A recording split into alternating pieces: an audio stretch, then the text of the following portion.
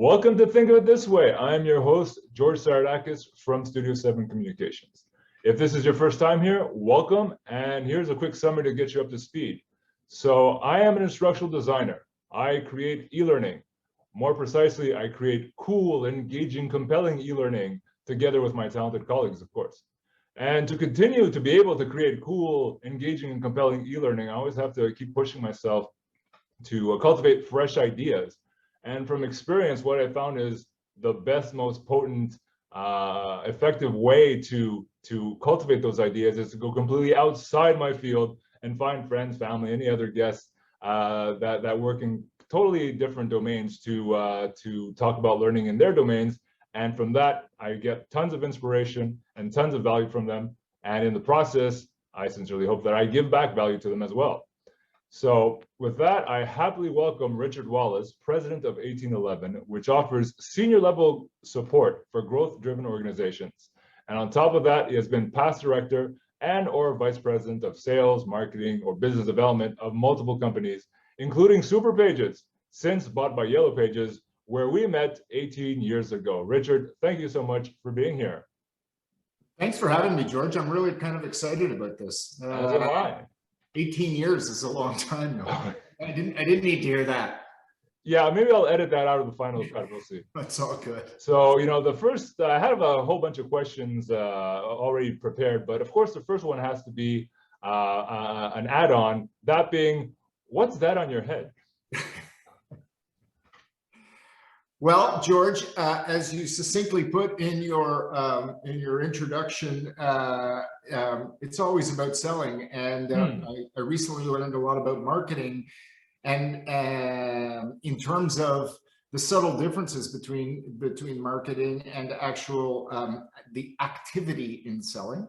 Yeah. And I saw this. It was sitting beside my desk as I prepared for the interview and for our discussion here, and I ended up thinking of when I got it. I got it from blogger and marketer Seth Godin. Yeah.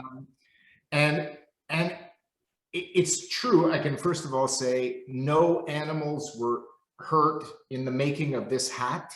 Good to know. It's 1000% artificial. In fact, I'm going to take it off now because it's a little hot. But I thought it would be a really good way not to scare off your audience by having a massive shine come off the top of my head and blinding them before we got started. But now, hopefully, those that are sticking around are going to stay around, and they'll have to do with the shine. I know, it's especially dangerous because they have not one but two people with that massive shine. And with two bald guys in the video, I'm very tempted to play I'm Too Sexy in the background, but we're plenty sexy without it. I'm down for that. Yeah? Oh, maybe some other time. Put that along. I'll do it in post-production, yeah. Okay, fair enough. All right. So we go back to our regularly scheduled program where at the beginning of every video, I ask people for their origin story because I always found it really, well, it's true to the meaning. I find that they've taken a whole career path based on something that happened to them in the past, or at least some key points, multiple key points along their past. And I always find it very, very interesting to delve into. And I mean, from you, like we met 18 years ago, and I know that was just like a midpoint of your career, and I always have you from that time at Superpages, but I know there was so much before and so much afterwards. So please take us from the top as to where you began, milestones along the way, and what you're doing now. Well, save some for the end there, for the interview, but like the highlights of your journey. Well, I appreciate that. I mean, my earliest recollections of what my career has been about is opportunity, and I guess the very first one I had came around, I was about 7 years old, and I noticed that there was some beautiful, what we used to call goldenrod on the side of the road. And I thought, well, I bet you I could sell it. So I collected huge bunches of goldenrod, not realizing that they're quite quite an allergy to many people, but began knocking on people's doors and selling them for 10 cents. Nice. And I made a number of sales. And I remember that as a little kid making little sales. And I really kind of got hit with the bug. Since that time, I've had a number of roles that have been very diverse but linked in the same entrepreneurial vision. Mm-hmm. I began my career working for a company out of Switzerland by the name of Bally. They were in the shoe industry, and my first job for 3 years was writing, producing, and designing 21 films for internal retail on how to sell shoes. And it was very much what you do, George. Like it was my boss was brilliant, and she allowed me all kinds of rope to go hang myself with. She sent me across the country with the idea of studying the benchmarkers, those who really did the job well and who had certain expertise. And I had the ability to sit down and analyze them, note them, and then began to write these films. And in those days, what we did was we actually shot still photographs and linked them together on a piece of cellulose, and they went in a loop through a projector that was called a Labelle projector. Mm-hmm. And we would show these in store, and it was phenomenal because whether we were showing something on how to sell shoe care, or whether we were showing something on how to add on to the sale, literally the next day we would see impact in the store that I was given the opportunity to go and present these to. So we did everything from the analysis to the production to the train the trainer. It was really quite interesting. I left that, and I decided to take a little bit of a hiatus because I went straight into that right after university, and I went to travel the world. I did a little bit of Australia and some Southeast Asia, and then I ended up going to Florence, where I studied to be a women's shoe designer. Mm-hmm. Manufacturing footwear was in my family, and it was interesting to me to come at it from the creative side. And I did that and came back and spent the next 16 years, with building brands within the shoe industry here in Canada. Unfortunately, the macroeconomics of the world made that difficult, and we closed in 1999. But when we closed, we had a market share of 23% of all the shoes over $150 sold to women. So we had some substantial penetration. We were virtually everywhere that you could be in Canada, from Eaton's to Morgan's to a number of other places that just no longer exist. Right. Yeah, it was fascinating to me. It was a really fun part of my career. Then the global economy caught up to me, and it was literally half price to manufacture our shoes. I had great friendships in the industry, and it was literally half price to manufacture our shoes, to buy our shoes, comparatively speaking, between China and Quebec. Mm-hmm.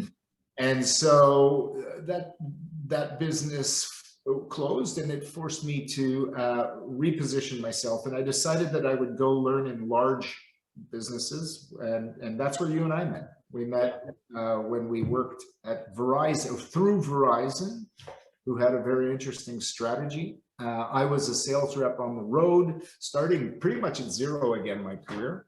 And yeah, it was a lot of fun. It was, I always felt like I was swimming with the sharks there. It was like, jumping in, and there was just so many good and talented people that wanted to see success. And frankly, sans te lancer des fleurs, George, that was one of the things that I really connected with you. You were just so supportive for us to get stuff out. And we all knew we were working with Excel spreadsheets. We were like pasting stuff on, taking it out to the client. We didn't know what the price of stuff was. It was cool. It was really, really cool. Very entrepreneurial on a very large scale. We went from 0 to 125 reps in about 6 months. We from $0 sales to about $50 million worth of sales between Halifax, Montreal, and Toronto. And ultimately, we were purchased by Bell. And at that point in time, it became a little bit too corporate for me, but I had, in the immortal words of Liam Neeson, developed a special set of skills. And you had become DSM, right? Was it Unit 11 or 8? I remember. You were made DSM. I remember the district sales manager. Yeah. I was actually invited to go to Western Canada. Yeah. There were just a couple of us that had that opportunity, and I was invited to go out to Western Canada, where I developed another part of the business, which was, don't shoot me for this, but the Yellow Page industry used to sell lists. Okay. And so we had to. It was a very profitable situation because all of the business end of it had already been done. It was produced in a book. So really, it required just the variable concept of paying a sales rep to pick up the phone and call out and sell those lists to anybody that was interested in doing it. I wasn't actively so much involved in the selling of those lists, but I was running the strategy for that division. And I also had a few other irons in the fire with respect to the transformation that happened with that company. I developed some interesting relationships, and it was kind of cool. We ended up selling first to Bain Capital, and then Bain sold it to Bell, and that whole thing was fascinating. And once again, I was invited to come back from Vancouver to Eastern Canada to launch a new division for them in the Yellow Page industry. And that was, front half of the book was editorial, back half of the book was people that did the editorial, did what you saw in the magazine section of the book.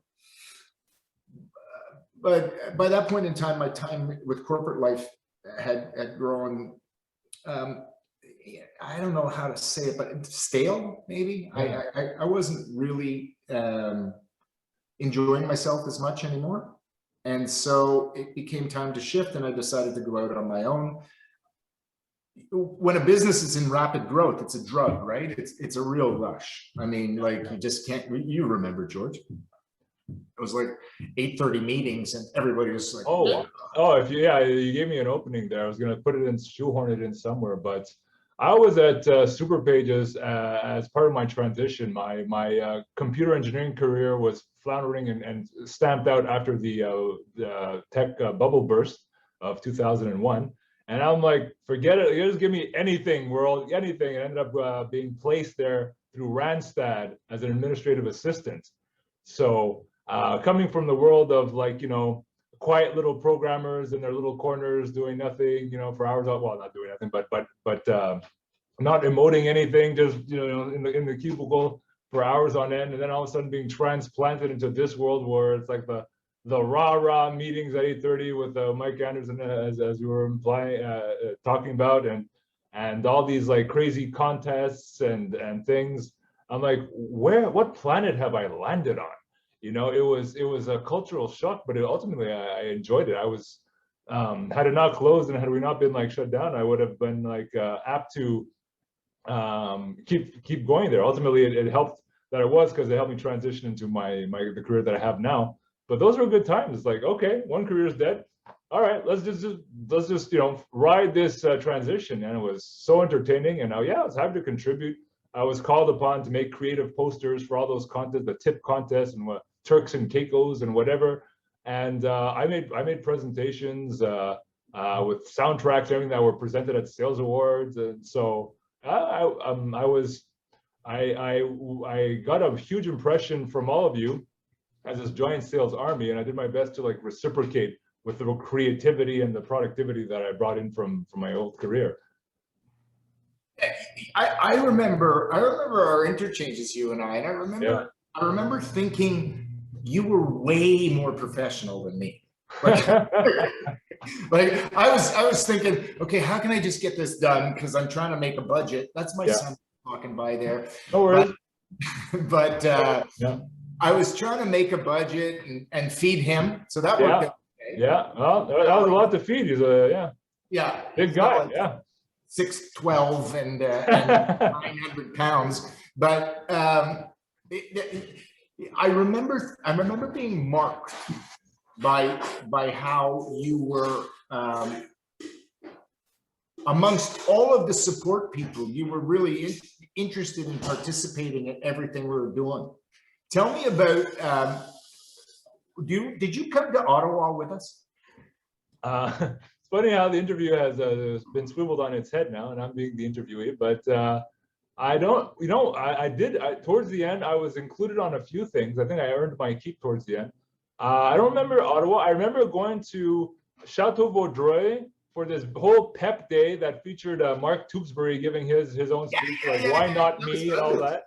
Yeah. And the Christmas, I think before he ended up closing down months later, they threw everyone into those awards, right? Award ceremony. So I remember those two things in particular where I was thrown into the mix. The reason I brought that up was because it was one of the most phenomenal experiences of entrepreneurialism that I participated in that it was really like our success in Montreal then fueled the idea that we would go to Ottawa because we were just penetrating the market. And so then the idea was, well, where do we stay? We're 125 sales reps. Okay.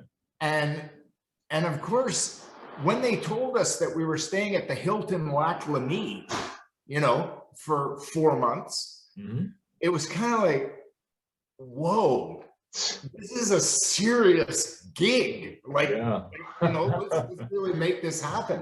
And they really did that. And I learned a ton there, George, in terms of sometimes you really need to give the impression that you're deeper into the market than you are in order to get people to actually, I don't know if you recall, but we had a hard time getting people to listen to us because the principle was, I already have the yellow pages. I have the Bell yellow pages.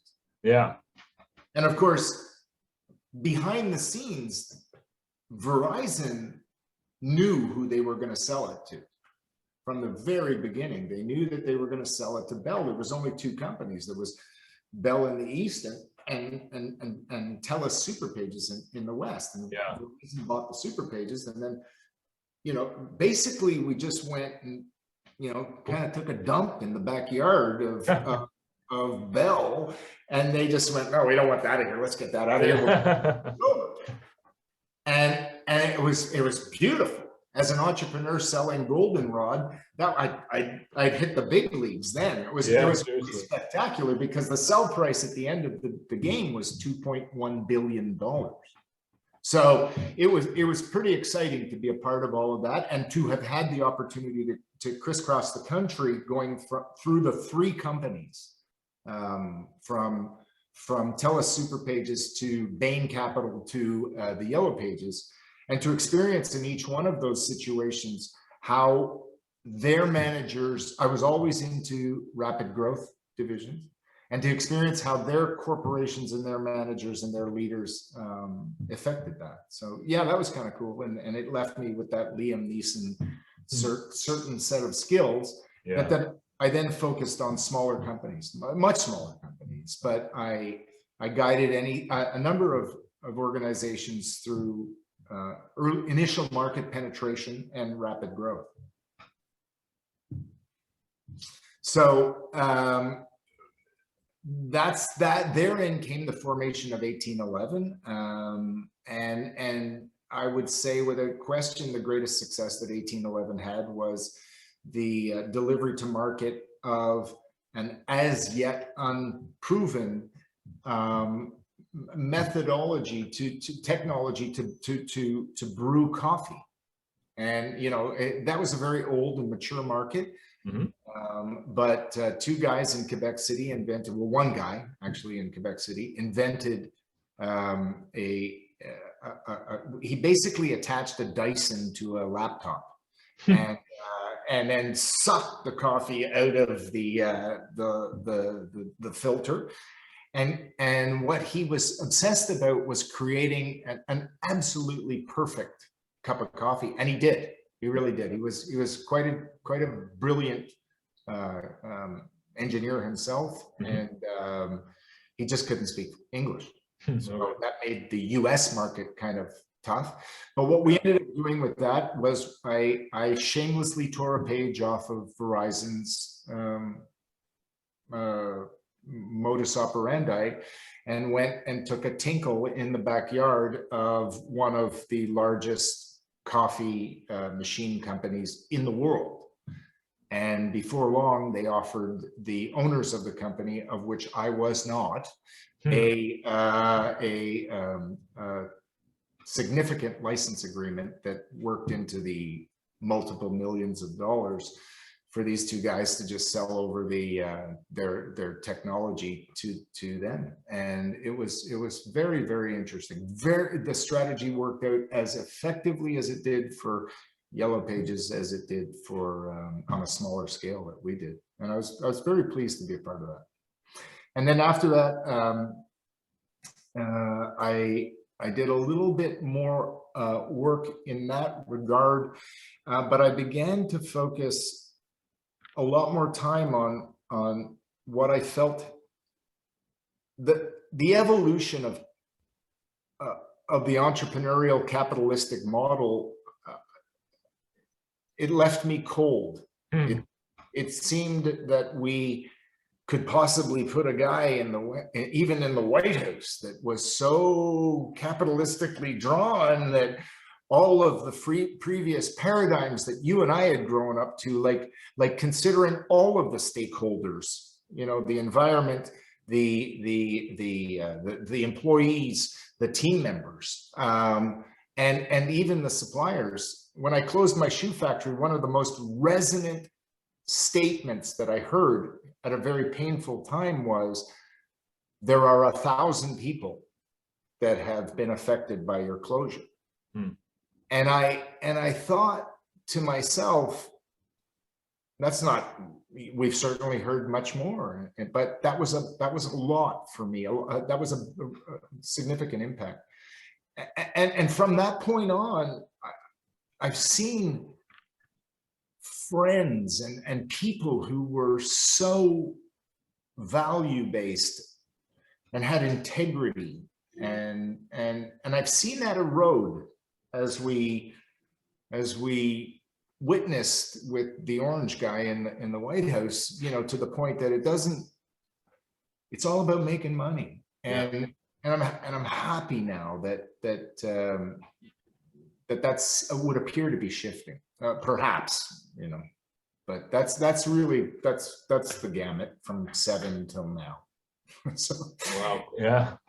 So I'm writing a book about it, basically about a new form of capitalism, and I've now come to the awareness that it's far from an original thought, and there are many other people doing it, and I'm happy to be in such interesting company. Oh yeah, those were notes for later on as well. That you've given all the highlights that are quite the bunch to unpack. You remind me of this kid that came knocking on my door excitedly one day selling chocolates, and I'm like, well, I'm not into chocolate, you know. I try to keep as best shape as I can. Here's $2 anyway. He just grabbed it all excited, going to the next person, like, you know, this was a game to him, and I'm like, man, I envy you. If you treat sales like that from this age, you sir have got it made. You'll be in your mansion by the time you're 12, you know. So I definitely envy that. Now, do you find that well, I think you answered the question, but it seemed like you grew more conscious as you grew up and had that those realizations, and, you know, all of a sudden what was amazing didn't feel so amazing. If it felt hollow and cold and so forth. I mean, did you, out of curiosity, I'm just trying to figure out, did you ever have like a very stereotypical phase where it's like, oh, I'm rolling in the money. I'm gonna go to the club. I'm gonna like reserve the table and buy the Grey Goose and all this cheesy, living the high life thing. And it just fell flat after a while. You had that sort of show off kind of phase. Absolutely. All right. In my life, I had a moment where I actually called my accountant, and I said, "Hey, looks like I'll never worry about money again." Okay. Yeah, and of course I do. Like everybody, yeah. Of course, financial insecurity and financial independence is very fleeting, but I think that's because we identify with the wrong targets. I think that at the end of the day, the target is not about whether or not I can drive a fancy Italian sports car. Right. It's whether or not I can sleep at night. And to be able to sleep at night has come to me much later in my career, simply because it's often oversaid, George, but because I've come to understand how we're all connected, how all stakeholders in any situation are connected. And again, when I say stakeholders, I mean specifically not shareholders. Mm-hmm. I mean shareholders have become the only focus in capitalism. Yeah. How much money am I making? How much money can I put on the bottom line? And how much money can I show the bank so that I can grow more? And look at the artificiality of what we just lived through for 4 years. It was just all fake news. It was just all it was the consummate icon of what we all thought was success, and on the flush of that, we received the opportunity to go home and spend a solid year and think about it. All right, you've done something really stupid here. I'd like you to go home and think about it, and you can't go out and talk to anybody about it until you really give it some thought. And I think that I was lucky enough. I am very grateful for the fact that I had the opportunity to get smacked to the curb a long time ago, and my own shortcomings and humanity surfaced, and I was able to work around those and develop other strategies in order to just, I guess, just sort of do what I do in a way that is not at the expense of others. Basically doesn't rob from the Paris Accord to be able to get myself voted in with the NRA. Yeah. Okay, there's a few themes there. There's definitely, there's come a lot in these podcasts, like seeing the silver lining being presented a unpleasant situation, and then through the contrast, through that decay of something, there's an opening for a new realization. So a new awareness, a new gain in consciousness, and making the adaptation to something that's ultimately better off for you and the world in the long run. I mean, the same thing in a smaller way can go for me. My career ended as a computer engineer after the tech bubble burst. So I ended up with you guys for a little while, and I was even really sad that burst as well. But ultimately led me to what I'm doing now, and I think I'm feeling the most aligned and the most purposeful, the most able to go to sleep than I've been my whole life, because this just feels right, and given tastes of what I don't enjoy, this I now have the distinction and then the identity that this is where I belong. Yeah, I think that speaks to authenticity. Yes. Again, I've always been impressed with how much you throw yourself into the passion of the things that you're doing. And you and I worked together for a little while on another gig that you farmed from the ground up, you know. And I remember saying to those around me, I love the fact that this guy may not know everything there is to know about this, but he goes out and learns it in a very methodical way. Oh yeah. And I think that speaks to, in my opinion, the number one secret to having success when you're selling anything. It's that number one secret, which I'm not going to tell you. You're leaving us hanging, Richard. Maybe for a while. I'll tell you later. Maybe. Yeah, well, I mean, for me, let's see how that works. You know, I think I mentioned last week as well in my episode there, I look back and I at least can say that my engineering stint wasn't like, oh, a complete waste of time, all garbage, whatever. It gave me mentalities that I apply to what I'm doing now, methodologies to what I'm doing now that make me more effective, that make me more unique. And it's this wasn't needed 20 years ago, but it makes me a little niche-y, you know, and to be niche-y is to be king these days, you know, because everyone is emerging in the social media world. So I was like, what's your thing?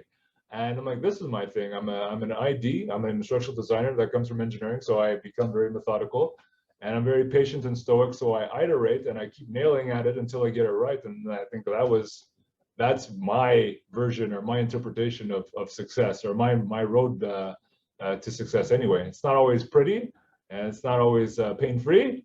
And I still struggle to this day from old programming, but I don't know, that's the way I can do it. And even as I make these podcasts, I'm like, oh, I could have asked this. Oh, I'm not looking at the camera. Oh, I'm stumbling. And this, what we're doing now in the present moment, is just another iteration. I just hope that it's quality enough to you know, appeal to the masses. You know, yeah. Really interesting to listen to that, George. You know, certainly my father was one of the most powerful influences in my life, in positive and in challenging ways. He used to say this. He used to say, "There's no video." We used to have the opportunity to go play golf together, and I'm a hack golfer. Okay. You know, I'm no good. And he would say to me, but I would have moments of glory, you know, and he'd look at me and he'd go, you know, there's no videotape on the scorecard. Mm-hmm. And the subtle message was, it doesn't really matter how you get there. What matters is that you fill out the scorecard and get to the end of it, and then frame it or throw it away, and whether you do, whichever of the two you do. The object is, we're only blessed when we look at what it is we learned from every game, from every experience. And I think we're in a position right now, as entrepreneurs, as leaders in you know, in educational design, in leadership. I think we reach a new plateau when we're actually able to be clear and authentic about what it is that we're doing. Another thing my dad always used to say was, he said, I have only two loves in my life, you know, my shoe factory and my family. I used to take him to task for that and say, not sure that order is a good one, but yeah. But he was, I think when we love things and we do them with authenticity, it's only then that we're able to have any level of success. You know, success certainly. I don't know much about success, but I do know what it's not. Yeah, and I know that it is not measured by the number of Twitter followers we have, or the number of zeros in our bank account, or the type of car we drive. I know that now. I know that it has everything to do with how well we use the time we're given right here, and can we use it to feel fulfillment and leverage the skills that we've been given to make some sort of an impact. It's so cliche, but listen, you said something earlier, it's the flavor of the month to be niche. We only made one type of shoes in our life, in the shoe factory, but we were, because we were very, very niche. And that was, so many years ago. I'm not so sure that there is anything that's original, but rather what makes it original is an individual perspective that we bring to it from our own life experience, our own individual life experience, your life experience as to what it was like trying to be of support to 125 sales reps who had a healthy level of ego, right? I recall that. Yes. Yes, I bet you do. That's why I'm like, that's why I was curious. I didn't want to say it this way, but you're egging me on now. So I was like thinking, yeah, I called it show off, but I'm like, in my head, I wanted to say, Richard, did you ever go through a douchebag phase where, you're like the rich douchebag with the, showing off the car and the this and the Armanis and the, yeah. And I don't, in hindsight, being more mature, maybe I'm more understanding, I'm more compassionate, because if you have that much success fall upon you, especially at, at the young age that most of you guys were, it's easy to get up in your head and very douchey. I think I was the poster child for the douchebag marketing. I could have been it. And I think if you ask anybody that knows me well, whether that be my son or their mother, there was certainly a period of time where the target was so misplaced that we just become douchebags. We just become lost, so lost in the outcome that we forget that our opportunity is to contribute to the path. Listen, the last thing I want to sound like at any particular point in time in my career is some, peace and love kind of guy who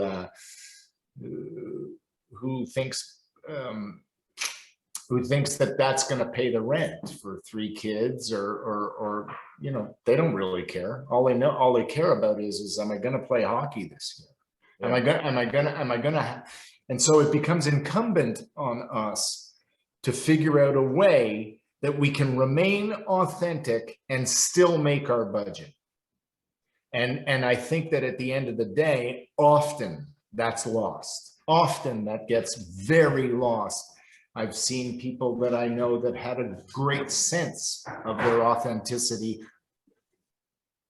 seduced by the short-term push-up bra that is, and forgive me, I'm happy to say I'm a very proud and happy feminist. And when I say the push-up bra, I'm thinking it's just the market you're playing to, but many of us are seduced by that marketing.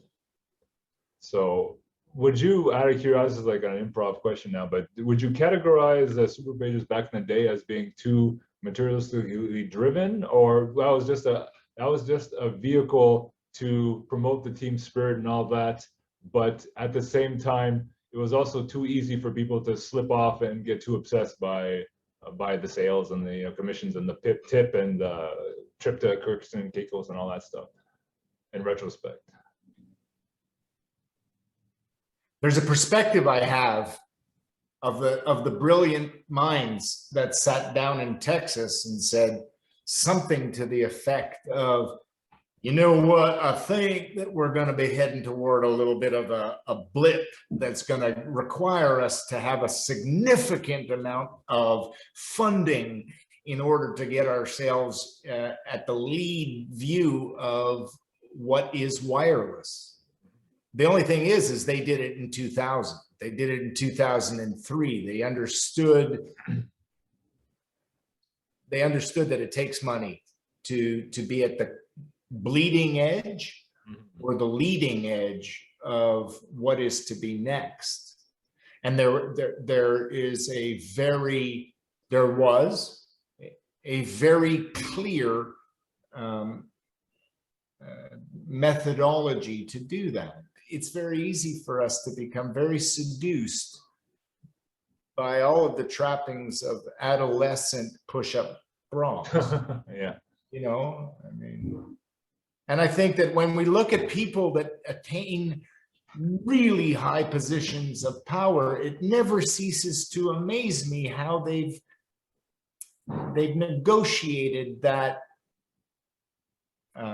journey by having, you know, all their best assets right out front, whereas below the camera line there's a big fat ass. Did you ever notice the size of the butt on that guy? Yeah. He had a pretty healthy, but up from here up, everything looked the way it was supposed to look. Nice tan, great hair.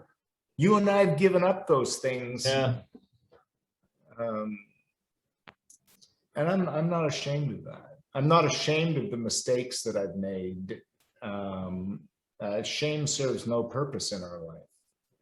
I think shame says that we are a bad person, whereas authenticity says we're far from a perfect person. And I think that when you present yourself in front of a potential client, yes, they're very, very, very adept at, often they're very adept at understanding the difference between all the right things to say and all of the things that make you someone that's credible, make you someone that a client can give you some money for, because they're going to need something. But if you're all about trying to figure out what it is that's going to be that special pitch, go home. Yeah. You're reminding me of all the things you described. There was stuff I was reading about you on your site and on LinkedIn that you didn't bring up that I'll wheel in, I'll wedge it in just out of curiosity. When people can feel that you're a fake, basically, that feels like it might have been an aspect you studied when you studied biopsychology. I tried to look it up and understand the breadth of it. And it talked about, for instance, when after babies are born, the father's testosterone drops by 30%. I'm like, okay, a lot of mind-body connection. But I was wondering also if at the beginning you were able to, if there were incorporated levels of NLP and things like that, you're able to read people, and that's why you have an above average sensitivity to people's personalities, or being able to read, and whether you leverage that for sales, reading whether they're on, or if a prospect is hot or not, or that sort of thing, and whether ultimately it gave you a greater sense of empathy for the world that you're clearly displaying now. I appreciate that, George. I think it's taken me a really long time to get out of the bag that made me a douche. and get into a place, and clearly I had to come very, very, very much aware that whether we're at the top of the tidal wave that makes us as an individual look like a tsunami, and man, you're all part of the ocean. It just rises, it just crests for a moment, for 60 years, for 30 years, for 20 years, for 10 minutes. It crests that makes us of the perception that we are the tidal wave. No, dude, you are a very momentary part of a very big ocean. Yeah. I believe that to be true from the depth of the lowest places that I've stooped to actually have a heart that I can connect with another human being. And if they want to give me money for whatever it is I'm looking at presenting to them, well, I'm going to likely, I choose to think that that's because I've got something that they need, not something that I ever sold to anybody. I felt shame when I leveraged my talents to sell shit. Okay. I could do it. Yeah. I could. But it didn't leave me feeling anything more than some of the guys that used to look at me and say, go out there and sell them something. Yeah, I can do that shit. Yeah, I can. But it never made me feel particularly proud or accomplished or with any raison d'etre for being here over the long term. And this brings me to what Michael O'Leary and Warren Valmanis said in their recent book about what sort of is in sync with my perspective that we need to return to a little bit more mindful presentation of what it is we have to offer to anyone that's looking for a solution. And that is we need to first listen.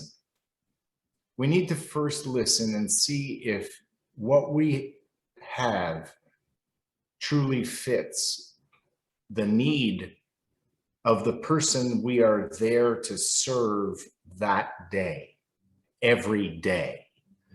When we left our 8:30 meetings and thought to ourselves, hey, I got a whole bunch of shit I can sell people, or I have a number of, if you recall what I started my career with was a sense of recognizing an opportunity.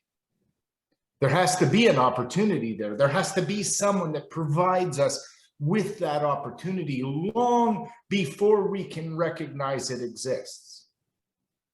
But when we do recognize it exists, like you, my friend, we have to be able to capitalize on that opportunity.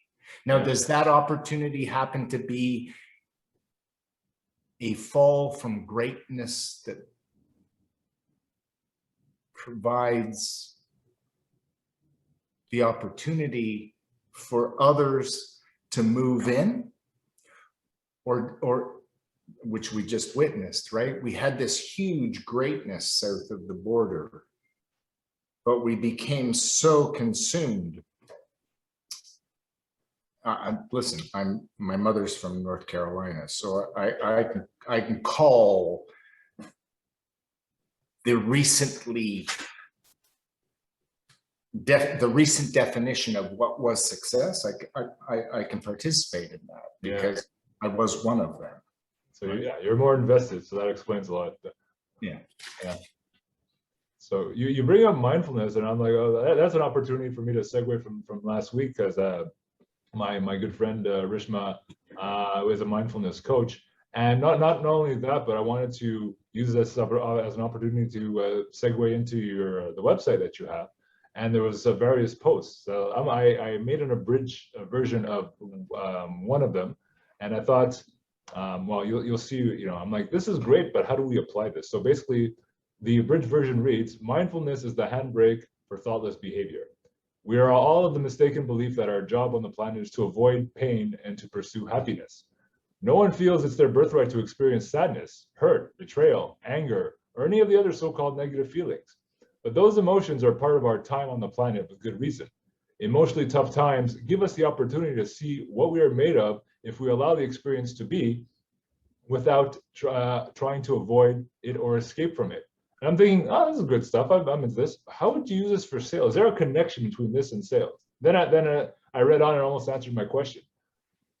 And said, if we truly desire for these times to pass quickly, and who doesn't, the practice I have found helpful is to lean into the pain rather than try to distance myself from the experience and feelings. When we practice this instead, we fully experience life, and more importantly, we wake ourselves to the growth and lessons that the pain is meant to expose us to. So I'm thinking, okay, would you counsel people to lead into the pain of a sales rejection, or lead into the pain of making a sale? And why do I feel so crummy? Oh, because this is all materialistic BS. There must be a greater calling for me. So in trying to make connect the dots between theory and practicality to arrive at a bottom line measurable KPI type result, I was wondering if I was on the right path in trying to connect your philosophies and your your heartfelt emotions with your modus operandi and how you run these days. Yeah.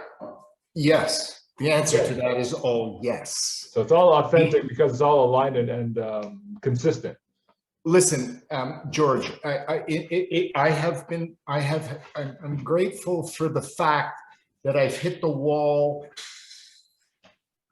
on more than one occasion, and that that when I had that impact, I was able to take some stuff away from it. When this turns into that and you're lying face down and you feel the cold of the cement that your cheek is up against because you are what everybody else defines as the loser in that situation. Okay. You're playing it up so much, I need to ask you for an example just to make it powerful. To like, what is you falling on your head and smashing your face? And pick any moment in your life that you care to share, and then how you rebounded, how you gleaned the wisdom, and so forth. Yeah. There are several. Pick any one.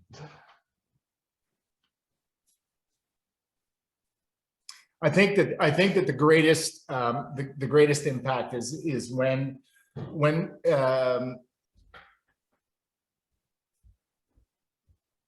we went from being holy cow, George, there's a bunch. Don't be perfectionist, just pick any. Be authentic.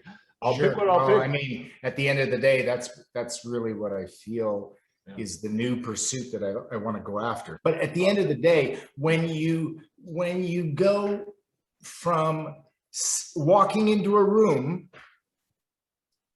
and seeing 4 pairs of shoes on the floor, and one of them has your name on them, to when you go from that to knocking on a door to say, hi, you know what? You need 2 yellow pages. And people are sitting there and they're going, who the hell are you? No, I'm that guy that you've got on your feet. I'm that guy that has my name on your soul. Yeah. And I think that when you make that shift, you learn a lot about the humility that it takes to be authentic enough to make you pass the sniff test that is bullshit, that every single time some of the greatest salespeople have walked in and gone, I'm the man. I see.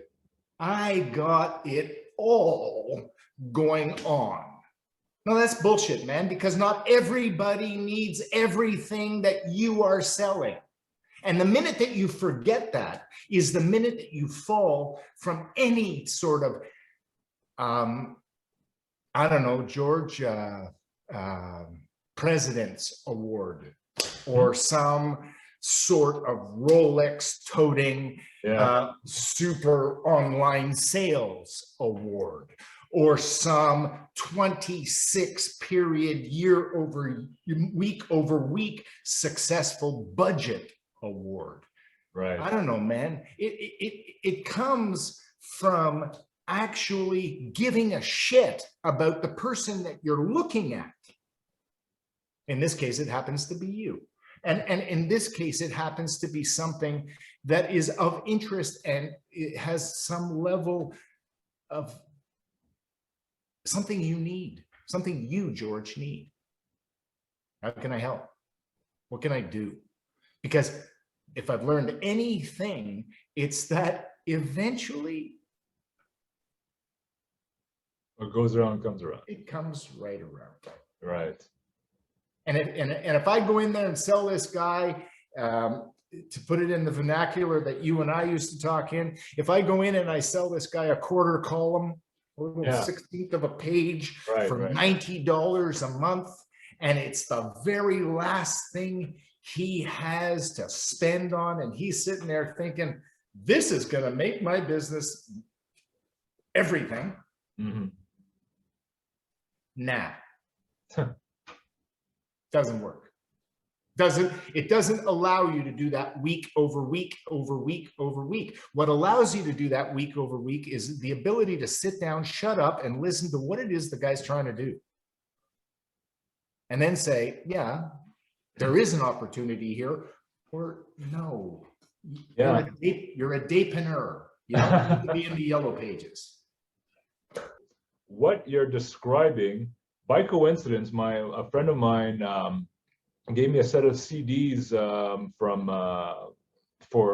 this guy that heads up something in the States called the Container Store, and the whole CD set was called Uncontainable, and he talked about what you remind me of. He talked about one of his seven or eight principles, I think 7 principles, is man in the desert selling.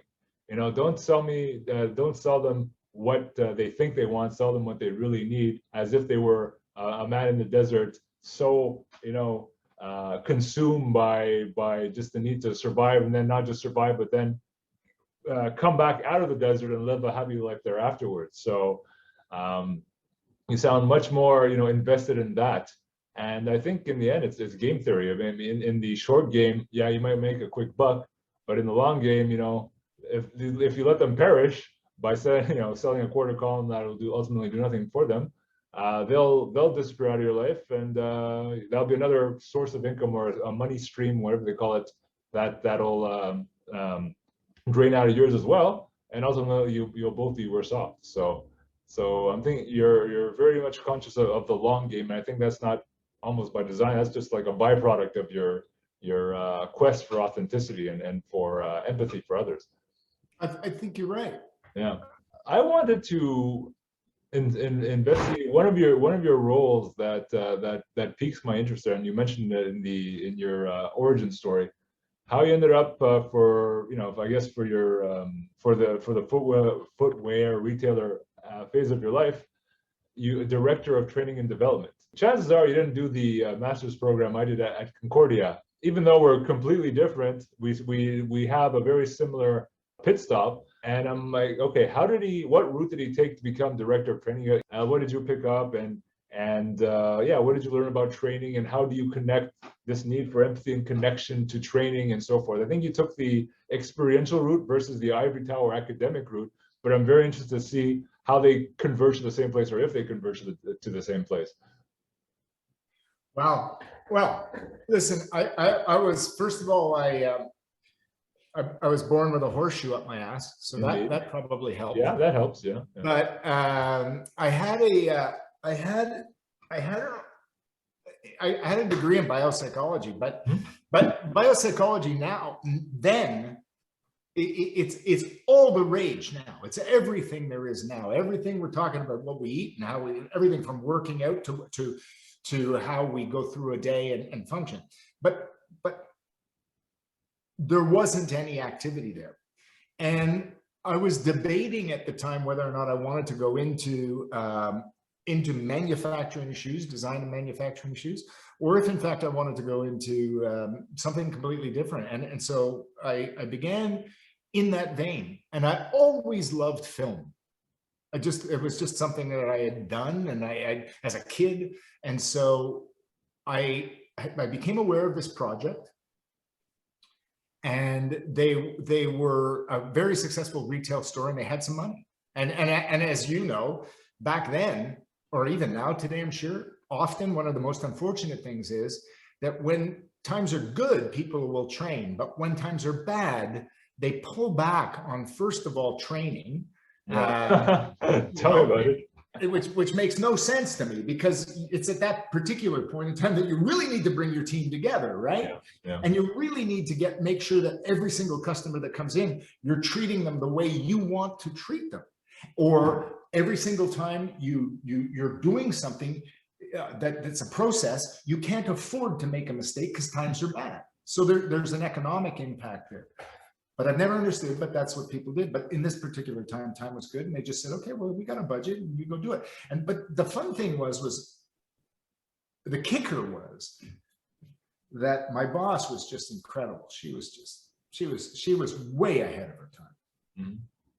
And so I got to work for a woman in my first, and she was senior level executive, had very little time for me. She listen to this, George, you're gonna love this. She had a job that was VP of training and development, and she was responsible for computers. Okay, like the IT department. But that's how it was said, and computers. And it was crazy. It was like, okay, yeah, just go get computers, because retail was booming in those days, and Bally wanted to move itself forward.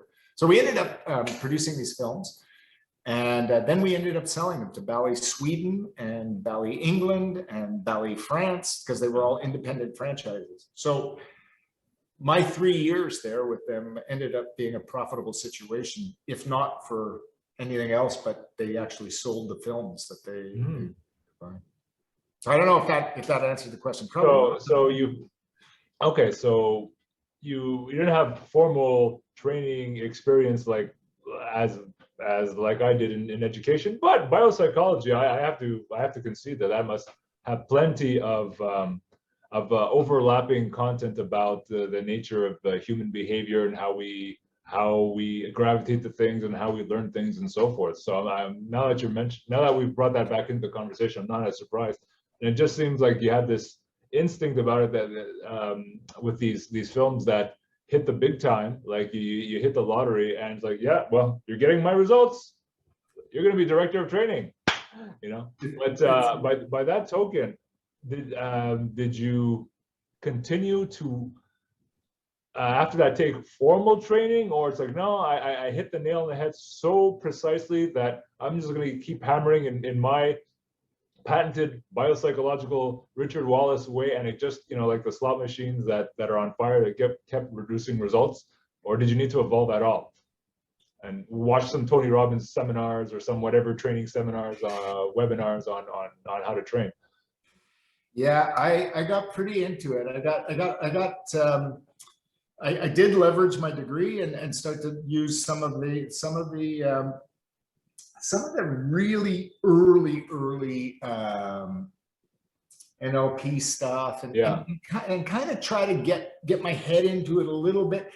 But to be really honest with you, George, I had an unsatiated desire to travel.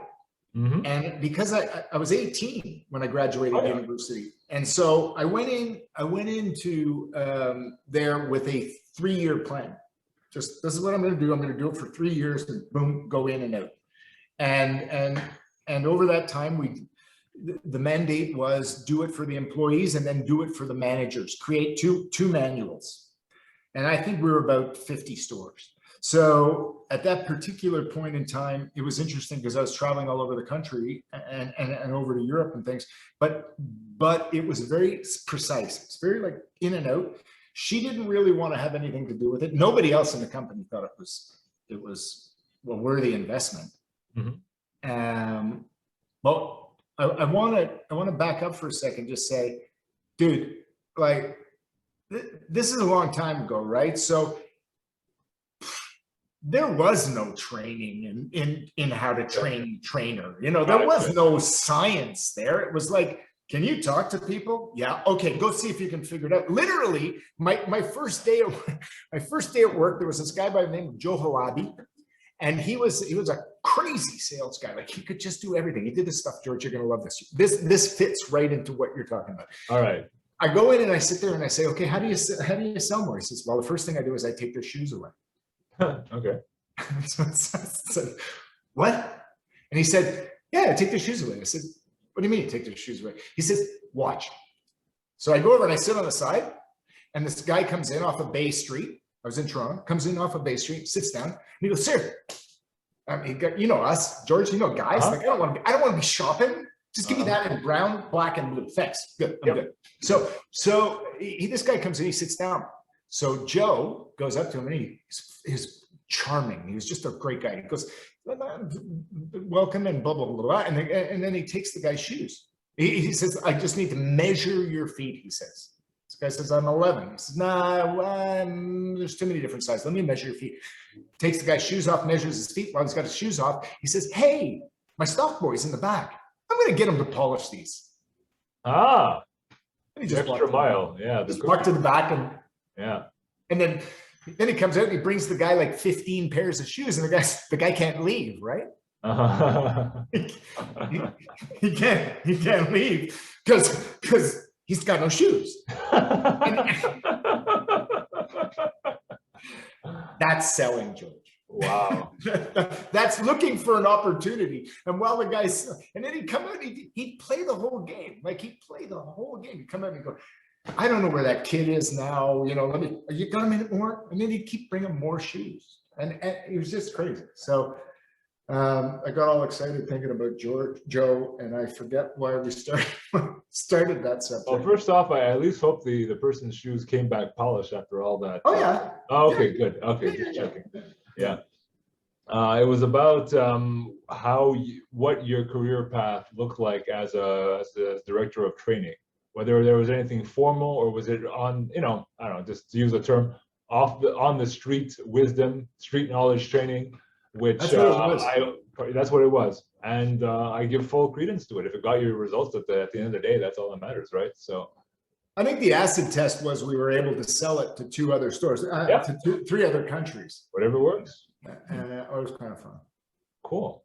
Yeah. So I'll, based on all of that, I'm going to place this question next. I'm sort of flipping things around as we go here. So what you just mentioned there, is that an example of this transition that I'm reading, that I read in your website, where you have like these terms, and I'm adding on more terms from that I've read elsewhere. So you talked about being interested in extreme capitalism, and there was another term here, rapid. Was it rapid capitalism? There was something else. Rapid growth. Rapid growth, extreme capitalism. Oh, driven capitalism. You coined in air quotes. And now what you're going to, you coined as spiritual capitalism. When I talked about the Container Store, they coined it as conscious capitalism, but I think it was based off someone else, a friend of that guy's that he borrowed that term from. In the end, you think they're like, is that an example of extreme, like rapid growth, like contorting the situation to your favor so extremely that the profits will fall on your lap? And is that the kind of stuff you're revolted by now? And is there any way to consciously or what's the word, ethically use some of the tactics from extreme capitalism to transplant to a greater good for spiritual or conscious capitalism? I like your term, conscious capitalism. It's not mine, but I give you resource stuff. I'm gonna borrow that, I think. All right. Yeah. Listen, being so rooted in entrepreneurialism, entrepreneurialism being at the basis, capitalism being at the basis of entrepreneurialism, I was really hurt one day when my daughter came up to me and said, I just don't believe in capitalism, Dad. I couldn't understand that. That'd be like saying to me, I just don't believe you're bald. Well, what evidence do you need? We're in this house. We have you've gone to school. This is what's going on. And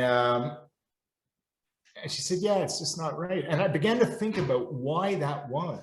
And I don't know if you know this, but since about 1963, we switched from villains in Hollywood being the Germans. Oh, right? Okay. Yeah. Right? Yes. To villains in Hollywood, 83% of the time are some corporate guy Oh. that's going to blow up the world. So I'm I'm loosely no, but I recognize the paraphrasing the prototype. study. You know, I don't Yeah. hold me to truth. This is a podcast. We can say whatever we want, Uh-huh. but literally, that's what was done. And so what we've done is not only have we indoctrinated our children to saying, you know, the root of all evil is the big CEO, right? We have hyper-focused the CEO's job to become exclusively shareholder, to limit his influence, his responsibility to influence only one group. Okay, yeah. And that one group is shareholders. Right. So when you combine those two things, I think there should be no surprise why the literal icon of old school post-war capitalism got elected to the president of the most capitalistic country in the world, right? Right. Like, okay, yeah, we're going to make Barbie be the icon that all little girls should go after. And all of a sudden, everyone's wondering why they're not, like, you know, disproportionate in all of those measurements. So now what I think we need to do is we need to go back to, it's not that far. It's only 40 years ago. We need to go back to a little bit thinking about what was it like post-war? What did our parents say to us? They were just coming out. We need to consider the fact that there needs to be a sort of return to a consideration of all of the stakeholders. Yeah. And this was a statistic that I was going to give you also. I can't remember specifically the amount, but Valdanis and O'Leary said, Valdanis, sorry, and O'Leary said, here's where we're at. We are producing companies that are exclusively short-term focused. Yes. Exclusively, because all we're doing is what's our quarter, what's our quarter, what's our quarter, what's our quarter. And for any company to have value to a VC, they need to be able to prove that they're going to be around for 6 years or 10 years or 15 years. Yeah. Well, how can you be around if you can easily be accused of exploitation of your employees, destruction of the environment, or you're just an idiot? Like, you can't be around. So it now the secret will become to find the way to get those currently seduced and consumed by the old model to reconsider a method of capitalism that I can then go to my daughter and say, see, it's not all bad. Yeah. And yeah, I like the way you say that. I've been as an engineer, I could make this more broad and say that, and I talked about game theory, and I covered that in my master's degree as well. I like the analogy of having to be conscious and aware of more than just one side of the story. And it's practically literally, well, not literally, but analogically or metaphorically, like a Rubik's Cube, where you got to take care of, like, okay, here's the now, and the now has to look nice. Okay, but you still have to manipulate the cube in such a way that the medium term looks nice as well. And if that wasn't complicated enough, you know, you could get those two sides, but you need a third side at least, and make the long term look good as well, you know, and you got to, like, manipulate it and whatever. And yeah, it is a pain in the ass, frankly. But there is a solution if you're conscious enough, if you're aware enough, if you iterate enough, if you reflect on your iterations enough, such that you learn and grow wiser and come up with closer and closer to the right solution. It takes all of that. So it all comes down to the awareness and patience and stoicism and yeah, the authenticity, I think, goes a long way to buying that patience from the client as well. This is where I want to take you. And yeah, just like in diets, you can do keto and lose 20 pounds in a week, and then then your bones will go brittle from the excessive acidity from drinking too much apple cider vinegar, whatever, things up. But yeah, I mean, the one advantage with age is a little bit more wisdom and more awareness of the entire horizon versus, like, 5 minutes from now. Well, here's an interesting thought, George. Yeah. In America right now, the median investor, okay, happens to be about 60 years, in their late 50s with about $60,000 worth of investments across a board of mutual funds, right? Okay, yeah. Okay, so let's say George starts a company tomorrow, and that company becomes Verizon Superpages, and it's huge. Like we're doing 50 million bucks overnight, and it's all amazing, and it's all you. And so you go public and you trade it out, and then it ends up in my portfolio. Mm-hmm. In my portfolio, it's going to be one fraction of 1%. Yeah. Okay. The system in no way obliges you to have any mindfulness. Right. Because I don't care. Like I could be the most anti-Greek guy on the planet. Okay. But I could be investing in your company. Yep. Because it's part of some mutual funds. So you are so disconnected from me that I have nothing to actually impact. And therein lies our problem. We are, and this is what the Great Reset has done. We are all disconnected. We are all just so removed that friends of 15 years can come up with excuses to improve the bottom line. Yes. Whereas, if I may, in the era of our parents, well, we considered, if I'm the shopkeep down the street, we considered the fact that we were in a community. We considered the fact that we had not all, but it was much more of an important notion to be a good, upstanding member of society. Mm-hmm. Now you don't need to be that. You can get elected president. You know what I mean? It blows me away. Here's another thing.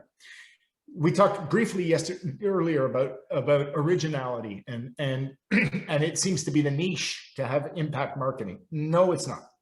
No. In the early 60s, it was 83% of senior executives across, I know I've used that number twice, so one of them's wrong, but it was a significant number of executives in corporate America said that not all of the stakeholders were being considered. And it was important to consider all the stakeholders. That's 70 years ago. And then we just deteriorated from there to the point where now you're rewarded. You're literally socially rewarded much more commonly over how much you've driven capitalism to the end so you can put more money in your bank account. I don't get it. I mean, I get it, but I mean, I get it because I was there, but I don't. All right, so that's it. Let's segue into practice your more recent practice and up until today. Sure. And I want to see even your last two ventures, I guess, how you managed to infuse all this conscious awareness and this empathy and compassion and working as a whole community, not just thinking of yourself, and how that goes into and I'm interested too because there's some stuff here that sometimes business can seem otherwise pretty dry, just like somehow a lot of my training at the outset seems dry, and I have to either find the fun or find the passion or find the story that makes it interesting. So for instance, we have a lot of things related to rules and compliance and the vehicle policy, and in the beginning you're like, yeah, this isn't barn burning stuff, but you have to find it there somewhere. I mean, one of my Concordia instructors left a burning impression in my mind when he said, one of the most awesome talks I ever went to was someone who talked about how they turned sand into glass. And you'd think that'd be the dullest load of crap you've ever, but no, the guy was so invested that, and he burrowed so deeply into it and explained the why that everyone was hooked. and that I think is an art form and a very, very valuable one. So one thing I wanted to ask you about, I saw on your LinkedIn you worked for a couple of 2.5 years, I think, advising and sales and director and all that at Lovepack. And the first thing I saw was that Lovepack logo. Like, oh wow, what's Lovepack? You might have told me in the past, I might have forgotten, but surely. But I'm like, Lovepack, okay, that sounds I don't know, that sounds very enticing.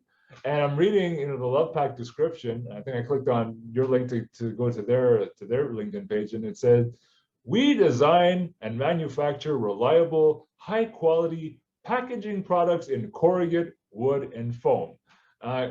Wow. Well, that was not what I was expecting at all. Yeah. Yeah. And I'm like, okay, but all the same, you throw the love there. That's a pretty audacious move. I get it now. You're packing in love, I guess.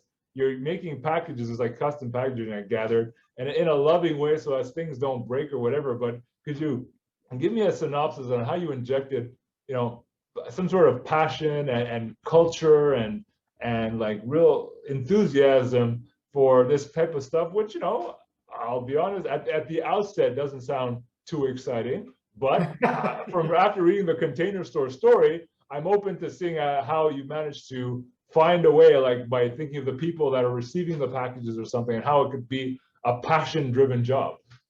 Sure. Yeah. Well, there's a bunch to say there. The president of that organization is an extremely passionate guy. Yeah. And he's infectious in his passion. Uh-huh. And he'll be the first to tell you that packaging is not necessarily the sexiest thing on the planet. Okay, it's not just me. All right. No. But he has made a career out of making it sexy by focusing on the idea that he provides solutions, and he provides solutions that answer your headaches, like I shipped a bunch of stuff and it got broken en route. And so how do you design something that prevents it from breaking along the way? And he's got a real vision about that. As a company, it's a fascinating company, and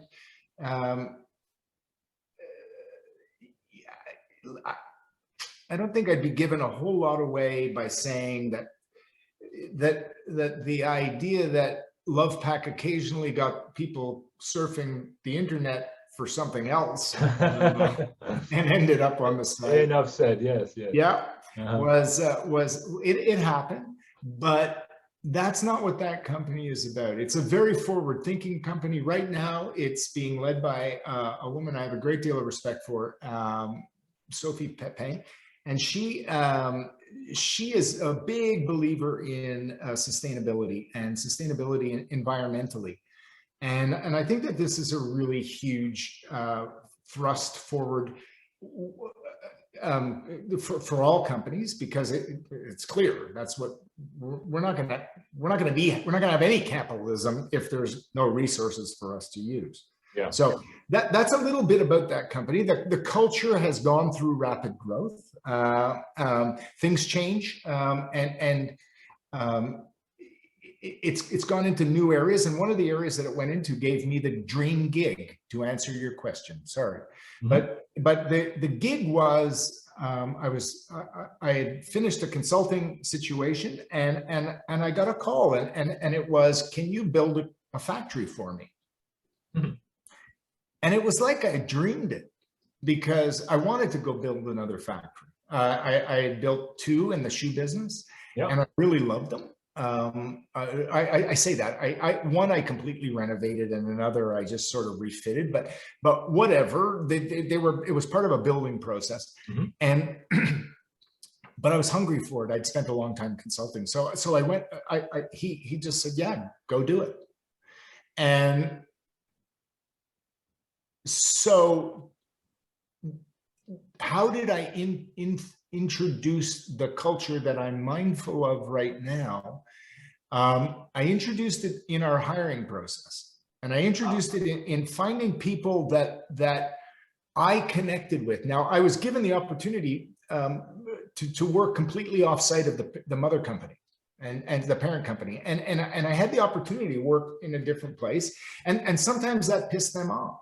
You know, sometimes they didn't like how I was doing it because they had a bunch of systems and they had a lot on the go that was already established. And when you're starting something, you can't fit in that same system. It's like asking my puppy over here to, you know, be housebroken the day he's come in. You're going to have to make a few mistakes. Right? Yeah. So the wisdom was very smart. Let's keep it over here so we can create some herd immunity over here, and then when everybody's been vaccinated, we'll bring it all together.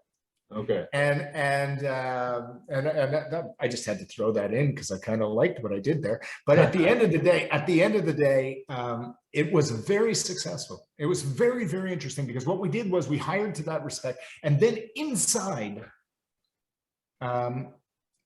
we worked very hard at the most basic things, and that was fearlessly listening to the people who we hired for their opinions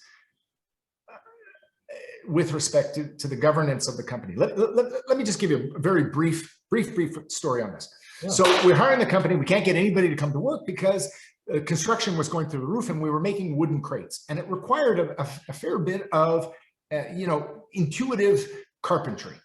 Because you're making one crate one time and you're shipping it out the door, or you're making a lot of crates, right? Whatever. We couldn't figure out how to draw the right kind of people to our work. We were getting the labor pool was not providing us with the most talented people. Let's just put it this way. Yeah. One thing led to another. We met a gentleman who was perfect. And brilliant and intuitive and entrepreneurial and serious and willing to do the work. The only thing he wasn't willing to do was spend 2 hours in traffic every day. Okay. So now we've got our whole business model lined out, and he says, "Do you think we could start at 5:30 in the morning?" What? That would mean that I'd have to get up or 5:15. And lo and behold, we did. We made that shift. We shifted our business because one person asked us, and that one person had enough, we had enough respect for that one person that we considered his opinion as being one of value. And to me, that's one of the things that LovePack does really well. It's one of the things that it has been a big part of their culture, you know, throughout their time. And they listen, they try to open an ear to hear what's going on. And that's a big step forward in any organization in today's world. Okay, and that display of attention and awareness and lending your ear, that kind of washes over, your evaluation, I guess, and makes you that much more eager to contribute and evolve and stick around and turn it into a passionate job. Whereas the first impression of it wasn't so much so, right? So you were like you were awash in this sense of community and listening and mutual respect and being willing to evolve with the input. And it seemed like the principles were so strong there that the context was almost made irrelevant, or whatever. Yeah, we'll play it to here, and I'm perfectly happy here. Yeah.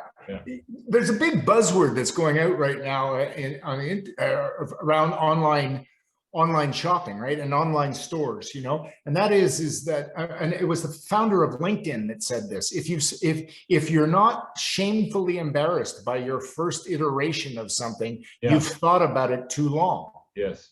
Right. Mm-hmm. And I was quite blessed over there because the founder of that company is very proactive.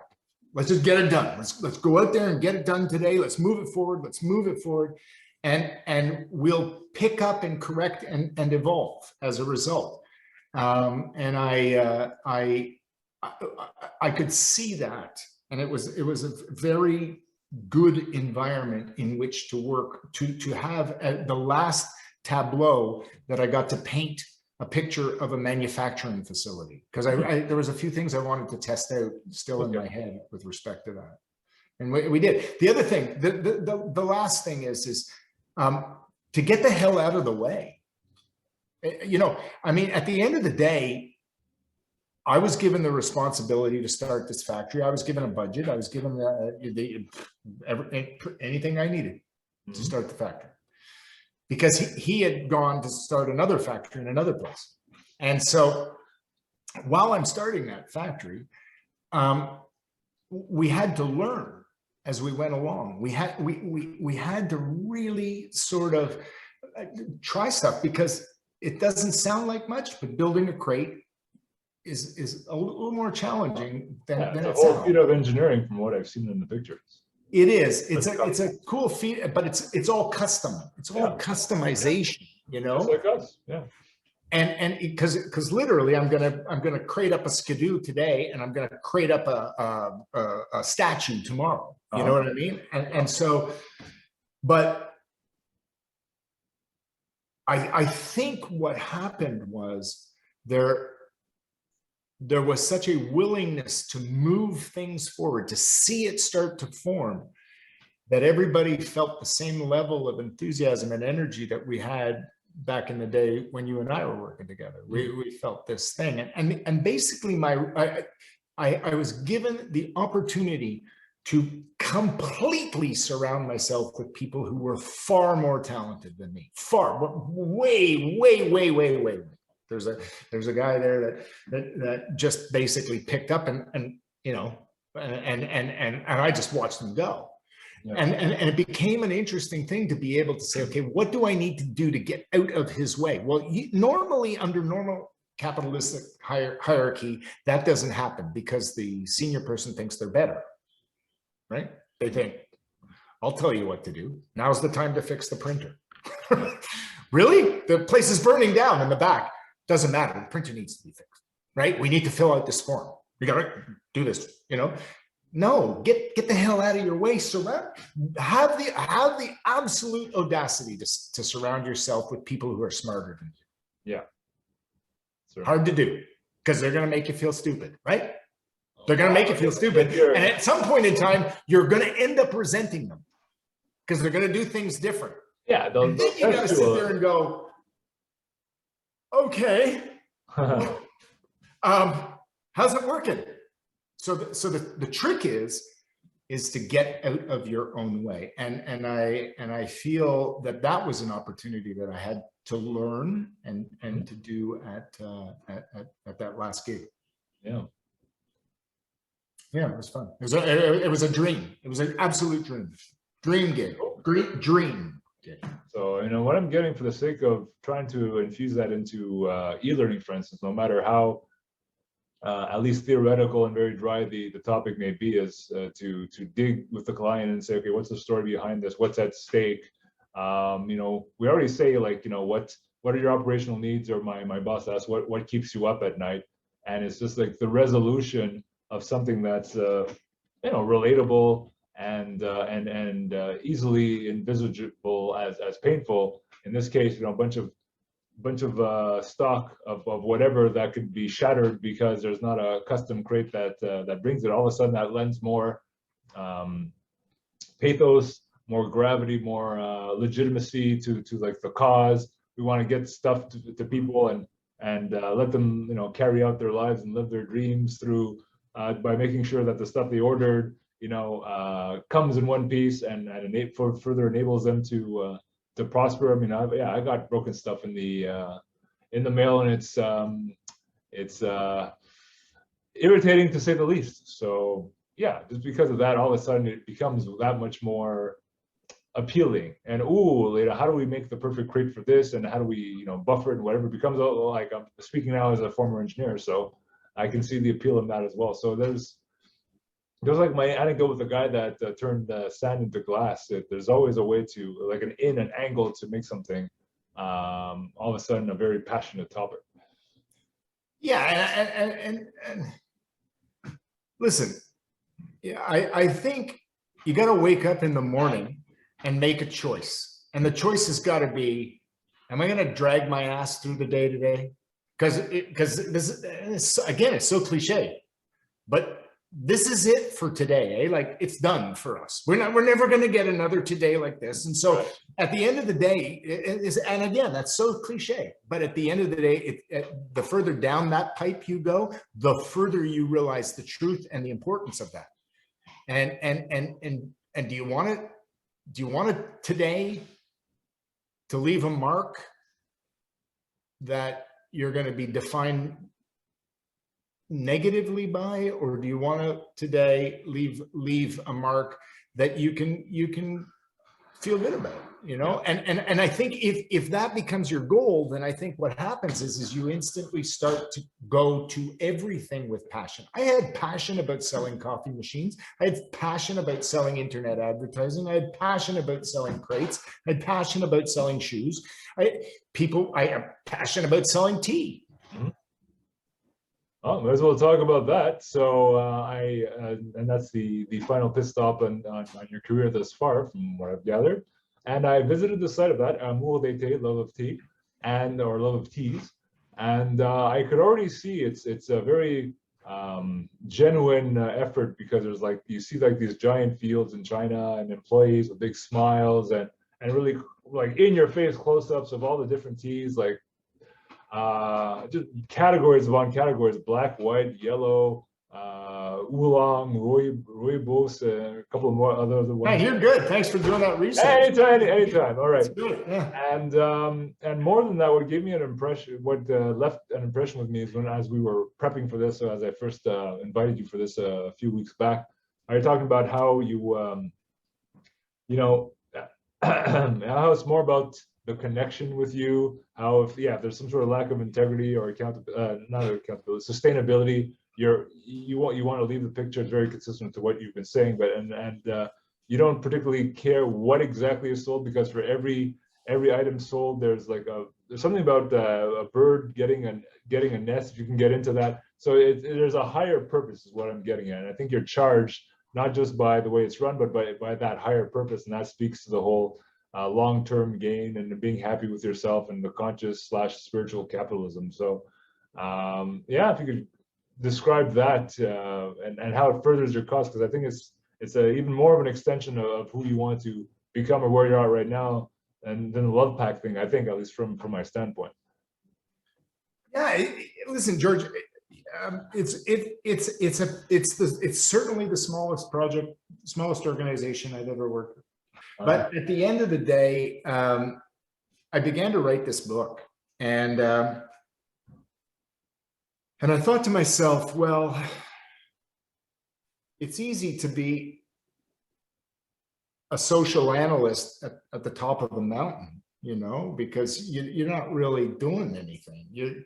You're making assessments and based on experience and based on life experience and things you've seen. But at the end of the day, I needed to have a laboratory in which to test it. Mm-hmm. Yeah. And so I became involved with this, and I became involved in a way that I don't receive any pay for it. Okay. Which was the very first criteria. No, actually, the first criteria was I wanted to be involved in something that was owned and run by a woman. Because I figured that's how I started my career, and I learned so much at that point in time. That was criteria number one. Criteria number two was I wanted the business to have a social conscience. So I began to learn about some of the things that were significant to the owner of this company. And one of the things that was significant was wildlife. She's vegan. She has a very strong community sense, and she is one of the biggest animal lovers I know. And so that became, and I began to slowly shift the focus, and the focus became, instead of making money, It came, what can we do with the money we make? So the sentence became extended. Yeah. It became very much different. And listen, I know this is far from an original thought. Everybody out there, most business people I know say, I'm going to go into business so I can do something with the world, just like most politicians go into power saying, I'm going to change the way this is done. Yeah, they go in until they realize that the system requires us all to sell a little bit of our soul in order to get a little bit of something else, right? But that's if you're playing by the old way. And now the way that I think is what will you do with whatever money you end up with?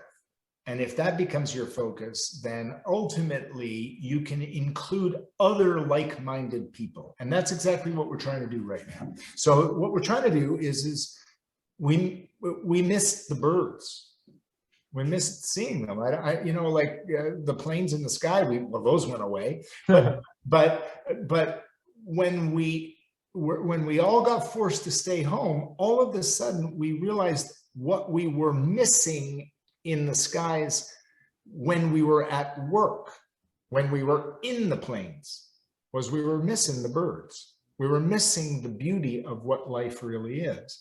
And so I asked the owner if she would dare changing the 20-year logo they had.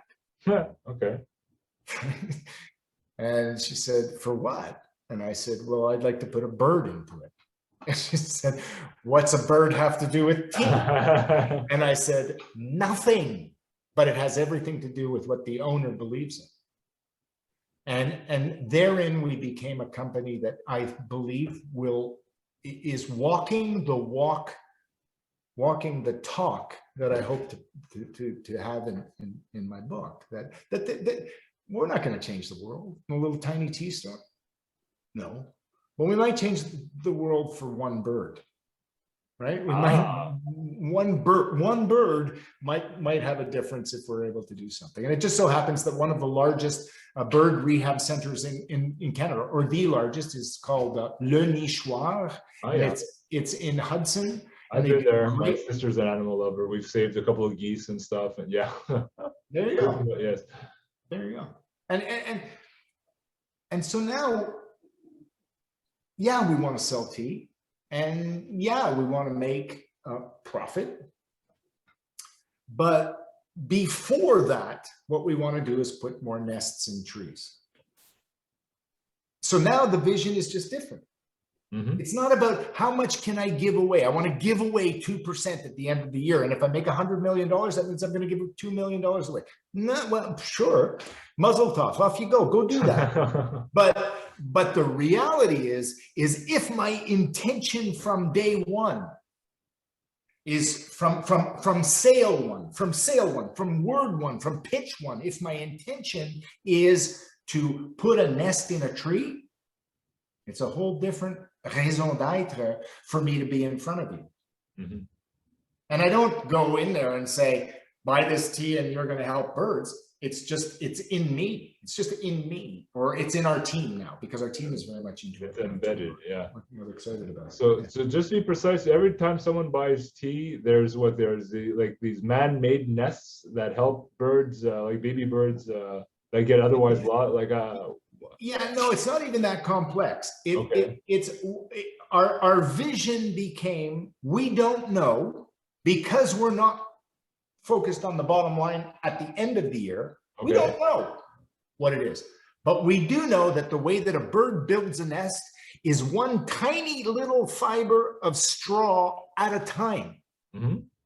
So every time we sell a bag of tea, we think, there's a little bit of straw going into a nest. And we don't know how big that nest is going to be. We don't know whether it's going to be a nest for a goose or a nest for a chickadee, right? We just know that it's going to be a nest and we're going to contribute. And this year we're going to make one for a chickadee, and next year. And so what I'm saying is we're not giving a portion of our profits. We are giving our raison d'etre towards this organization. And beside it, we've got to pay some rent. We've got to make a few dollars because no bank is going to finance us going forward if we can't speak their language. Yeah. But what we are doing is we're trying to drive ourselves into establishing at the end of the year a size of a nest that we can build next year. And so on, so that we're going to work with Youre and say, how many birds can we rehabilitate if we're able to give this much money away? And how much does that take us? It takes us one single strand at a time. That's how birds build nests. I see. But birds fly. Yeah. And that's where we want to go. We want to fly. Cool. So yeah, every bit counts, and you never know what effect it has down the line. I'm getting the term butterfly effect in my head just popping up, because things will just accrue interest, and maybe in the long run, the goodwill will accrue interest, and there'll be a critical mass of birds that will have been significantly helped. And well, the end of that, George, is very simple. Yeah. I don't know if you're aware, but again, forgive me, it's a ridiculous number. I don't know, is it 50% of the species have been lost in the last 60 years? Is it 30? Really? Is it? But it struck me, there is a massive amount of the species that have been lost because we're able to tune out and compartmentalize our thrust for bottom line profit. Yeah. To the exclusion of the freaking planet we live on. Like, how short term is that? Yeah. In fact, I'm going to go back and I'm going to say the name of the book is Accountable. It's called Accountable by O'Leary and Valdmanis. And what these two Bain capital venture capitalists are now saying is, frankly, we don't give a shit about companies that don't look long term. We have no money for them because they have no proven extendable value. So whether the smallest little company is going to be socially conscious or not, it's not something that whether or not they are socially conscious, I think the community will insist that they become socially conscious. Yeah. Just go ahead, sorry. Yeah, that reminds me of last week's conversation. I think it comes with a critical mass of consciousness. And just talking to my friend last week, by mechanics, I presume there's a whole bunch of LinkedIn stuff that appeared on her posts, and she's into mindfulness as well as consulting on diversity, equity, and inclusion. And so I'm reading about the Israel-Palestine conflict right now, and other things of that nature. I'm like, man, this is heavy. Like three consecutive posts about that. And it moved me to make donations to relief funds, just so I can feel I made a little dent in the universe, or put my little straw in the nest of goodwill and all that. I'm like, well, and like I told her after the fact, I said, okay, this ain't much now, but it really pushes me to be all that I can be, so that down the line I can give all that I can give. I can give a lot more.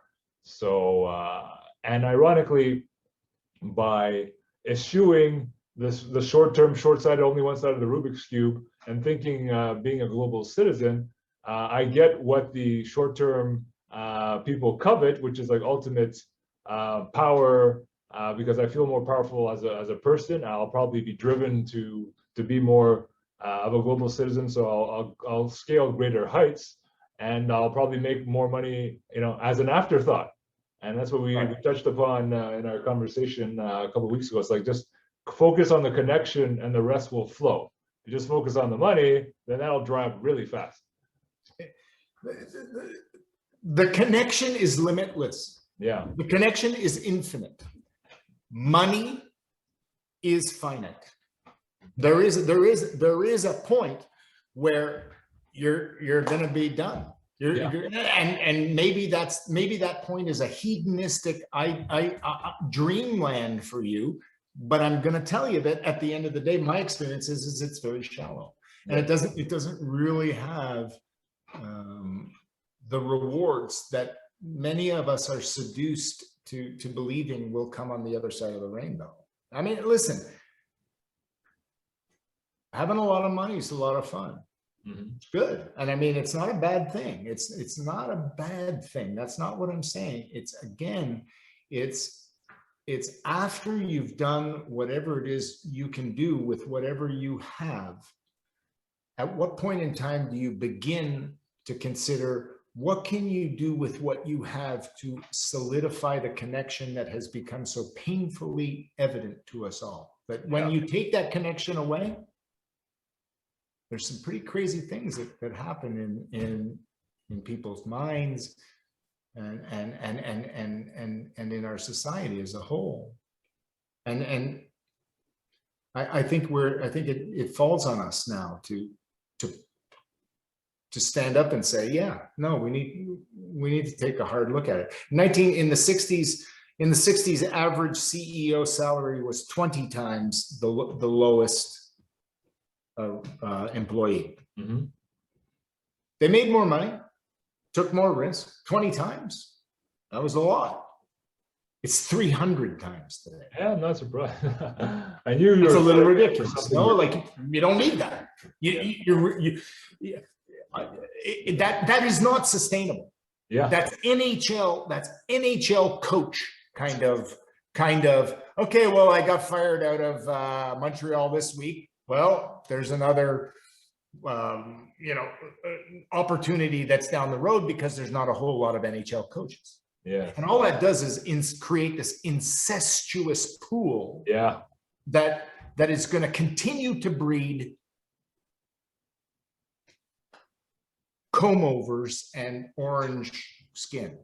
It's just going to do that because it's just going to continue to focus us in on the wrong goals. I don't know. I'm not naive enough to think that we're going to change that overnight, but I sure was enthused to hear that people as wise as Bain Capital are holding CEOs accountable for their to walk the talk that they're saying. I'm pretty enthused by that. That's an interesting. Yeah, no, it's very, very encouraging. And it's perfectly analogous. I think it's just as you want to help build those nests, one straw at a time. You want to help bring the masses to a higher consciousness, one person at a time, if you will.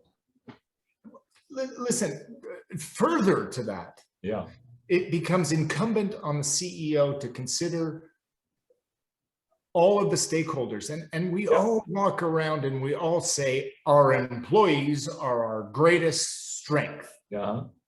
Really? Is that it? Is that how you invest your time, effort, and money? I'm not so sure. I haven't seen a whole lot of investment. I've seen a lot of hypocrisy. I've been very, very blessed to be at the senior level throughout my career. And I've seen the douchebag, and I've seen the guys who really tried their very best to consider all stakeholders. But when the rubber meets the road, there are some KPI that, like CEO salary, that are going to be very hard for people to let go. Really, you got 300 times your median salary. You're going to have to give that up. You're going to have to give up your home. You're going to have to give up your it's going to be a tough sell. Well, maybe if you tell them your story and how you had all the decadence and felt so hollow and shallow and corrupt and etc., that'll accelerate their turnaround process. Nothing accelerates learning like the cold feeling of the sidewalk on your cheek. There you go. Nothing. Right. So I don't think I can accelerate that. But what I hope to be able to do is to facilitate those who want to genuinely learn how to do it. I hope to be able to develop some KPI that can give them guidelines and then say, yeah, I'm hitting the mark, or no, I'm not. And then it becomes their own recipe. I don't believe we started out this talking about pitches. but at the end of the day, if you're going to earn 300 times your employee salary, you need to be pretty fearless about the idea that your job will be to hire well, to train them to leave you. Mm. We really need to be fearless about the idea, George, that training is massively important in any kind of conscious capitalism. Because I've worked for people who have said, well, they're just going to leave. Yep, they are. Yeah, they are. Yeah, I heard the double. I had it was like a double two-part expression. Train them that so that they're good enough to leave you, but foster an environment so strong that they end up staying. That is everything. That is, yeah. And you don't foster environments that create a desire for attachment if you're not willing to listen with humility to the people that are telling you, yeah, you want this to work? Let's start at 5:30. Mm-hmm. Yeah. You want this to work? How about we direct some funds into other areas of policing than just authoritarianism? How about we look into education? How about we spend money in areas that didn't fit into the traditional model of capitalism? And that is human resource development. And what's the model there? The model is they're going to leave. They're going to get really good. Listen, the reason we want to build nests, George, is because birds leave them. Yeah. You're going to build something and it's going to be empty one day. And that's okay, because if I would rather have a legacy as to having started the careers of, or not started, I would like to have a legacy of having contributed to the careers of many, many, many birds that have flown around the world on their own steam, rather than feeling resentful because the guy got good enough that he could leave.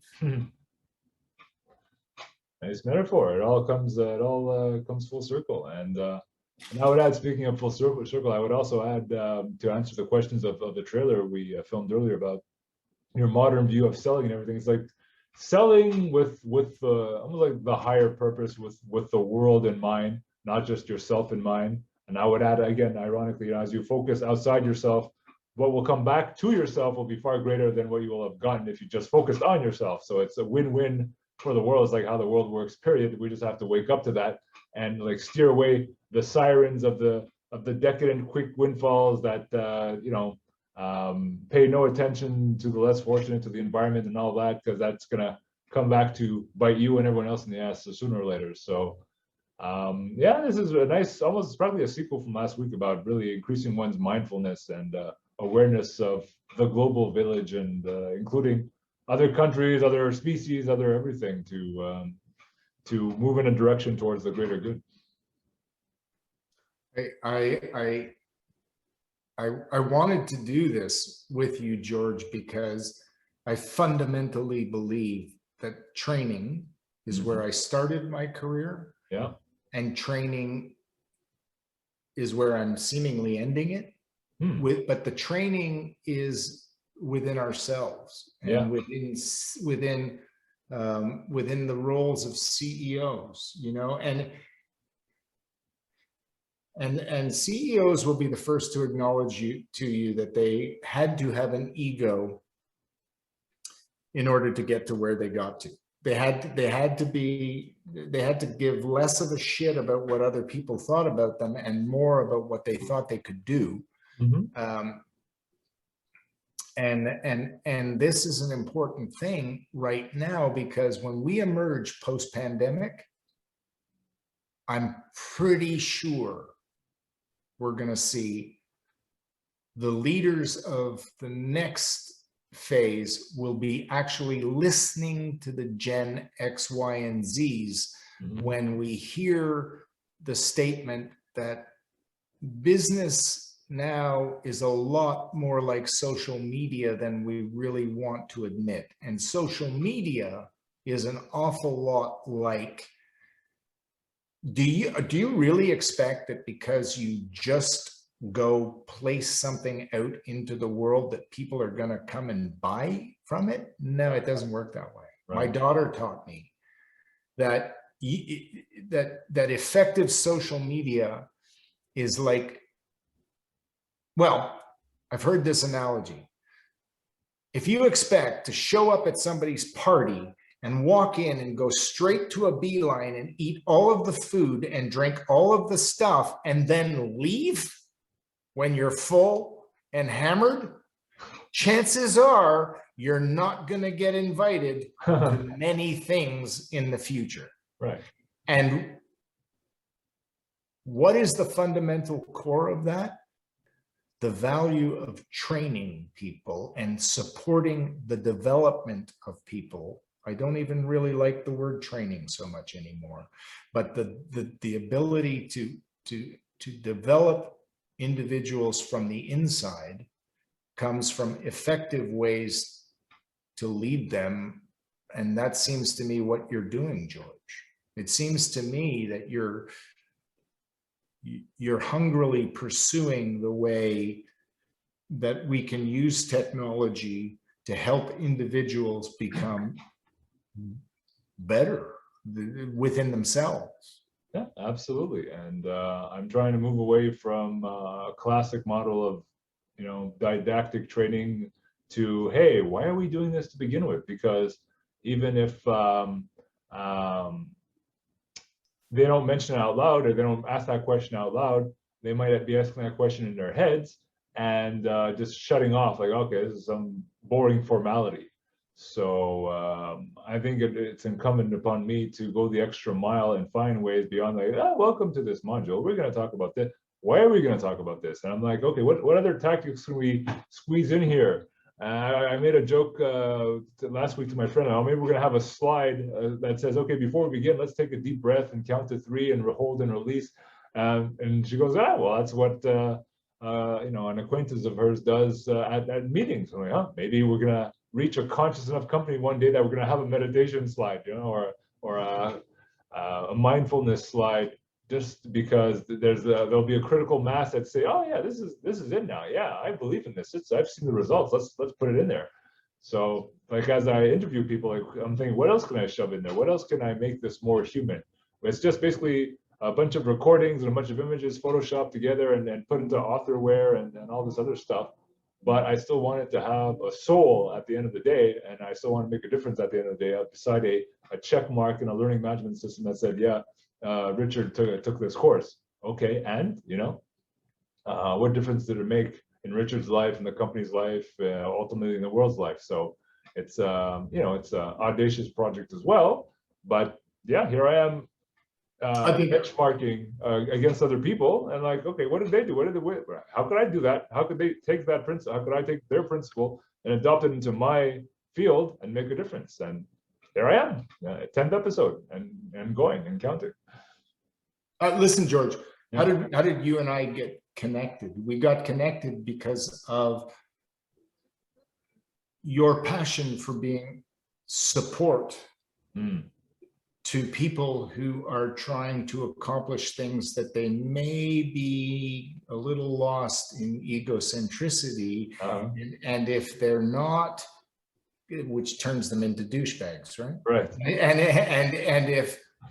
And if they're not fully conscious that it is not them, they are not, the wave is nothing more than a momentary rise of the full-on ocean.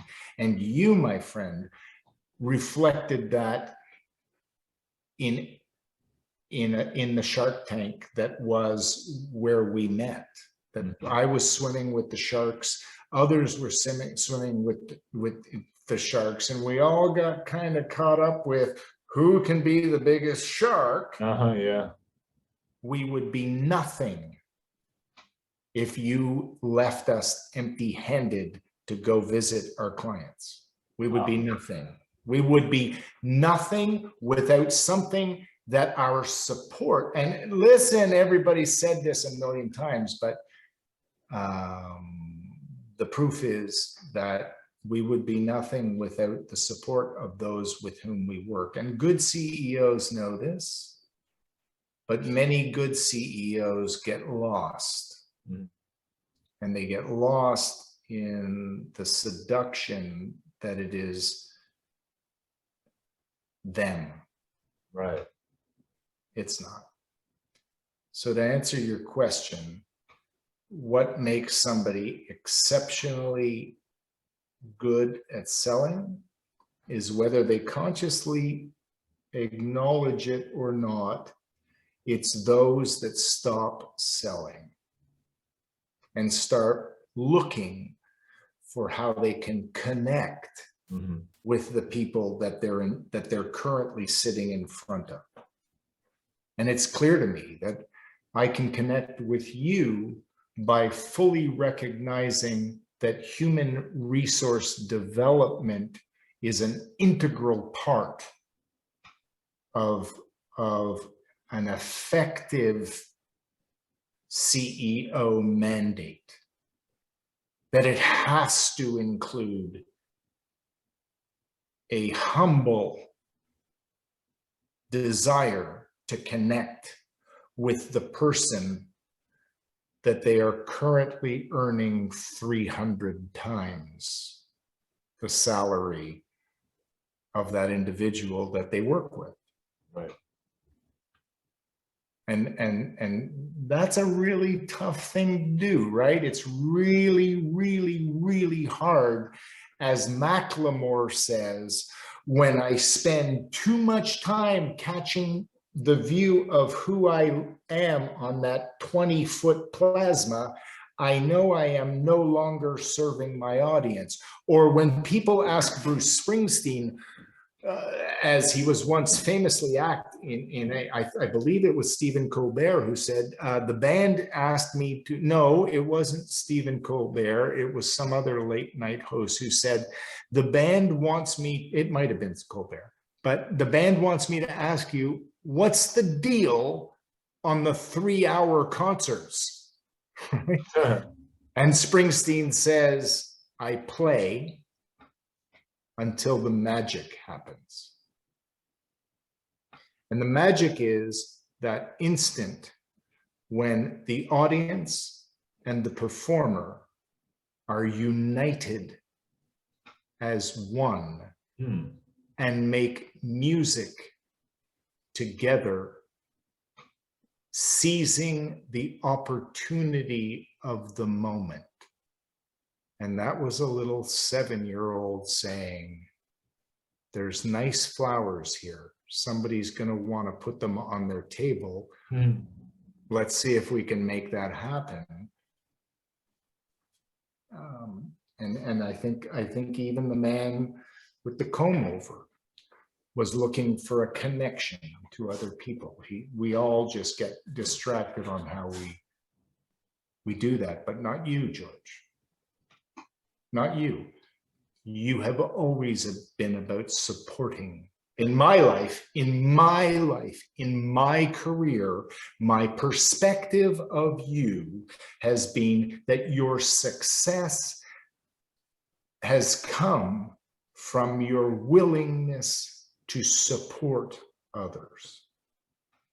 And so that's why I wanted to do this with you, because I owed you. Oh, wow. Because every freaking tip contest that I won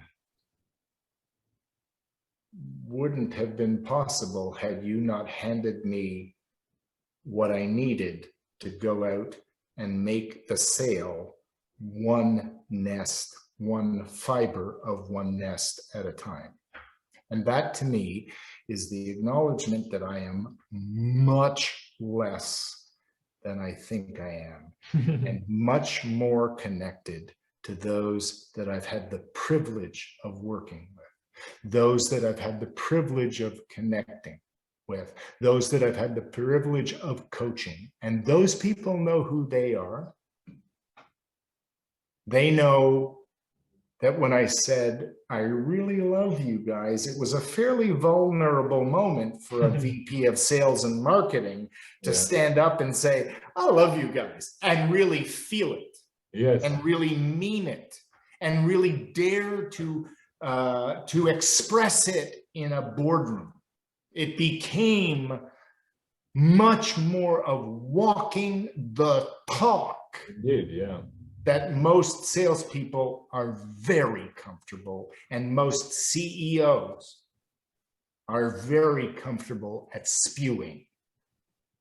It's only when you actually do it from your heart, in my opinion, that it has any value. Yeah, because it becomes authentic, and other people can pick up on that, and you'll see the results. Yeah, that's what makes you successful in selling. Awesome. All right, let's cap it off there. That's amazing, and thank you for all the recognition, Richard. It certainly helps me to carry on the cause when I think at some point it's that I'm not doing enough. Whatever, like my own ego in a bad way says, like, okay, you could be doing more. What else is there? Sometimes sometimes I have to stop, and especially when someone else pays me the compliment, to say, okay, yes, I could always do more, whatever, but in the meantime, I'm still doing fantastic. I'm still doing great. I'm still doing good, and it's making a difference, and people are recognizing that. So thank you for that. I mean it. All right. So to cap this off, we'll end with a standard question as well. If people want to reach out to you, get another piece of you, if you want to point people towards your website or your LinkedIn or any other contact information, what can they do? Well, they can go look up my shamefully edited blog, which is called Making a Better Past. And that's a little bit of a paradox. It's makingabetterpast.com, because you really can't make a better past.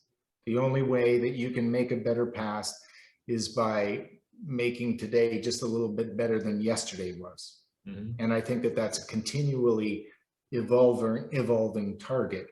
And if they really are interested in seeing to what length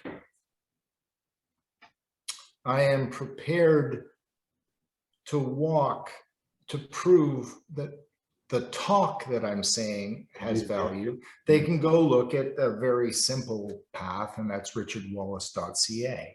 And then reach out to me there and say, hey, dude, I'd really like to talk more to you about growing I have a friend who's trying to grow a business right now, and I love this guy's passion, and you might recognize that name. His name is Gino Inuzzi. And Gino is developing a project right now that I believe is very much all about what we're doing right here. And that is about developing self-awareness and strength and character in those people that want to learn how to be better hockey players. They want to learn how to put that little puck into the very tiniest corner of a very small net that's occupied by bigger goalies. It takes a really good shot. And Gino is incredibly talented at coaching young people in a thing that he calls Hockey Lab. And I really hope you'll go check that out, both you, George, and anybody that's listening to this podcast, because if you have anything to do with kids, they want to learn how to shoot. And they want to learn how to make that puck fit the tiniest little corner in that very, very moving net every single time.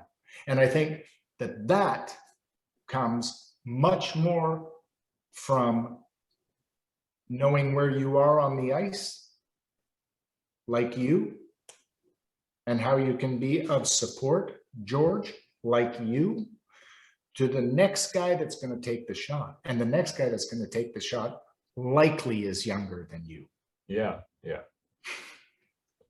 So I'm really happy, and I really am happy to be a tiny contributor to what it is that Gino is doing, or what it is our little tea store is doing in this massive ecosystem, or what I was capable of contributing to the big success that is LovePack right now. Yeah. It's just another thing in my mind that we all bring one little tiny strand. It's only when we think we are the nest or we are the wave that we actually ultimately lose our value, I think. Oh yeah, we lose ourselves in our ego. Yeah. Got it. And then we become the douchebag. I thought that I'd slipped that word once, but oh well, okay. Yeah, listen, dude, you can cut all of these really bad vernaculars and these jargons and these statements out, or they can be part of what will really make a difference. And no, it resonates with me. I just thought I try to be a little more delicate, but you brought it out, and I'm like, you brought it out of me. Let's have fun with it. I didn't bring it out. You brought it out, and then you said, "Did you ever have that moment?" Yeah, I've had it many times in my career. Yes, but it's probably been that moment, George, that has made me grow. Yeah. You know, that cold sidewalk on the side of my face going, oh, how did I get here? Well, first I need to get to my knees again so I can stand up and look at what that was. Yes. So yeah, that's what that is. Cool. Okay. So that's about it. I mean, thank you for leaving your contact info. I mean, for anyone who cares to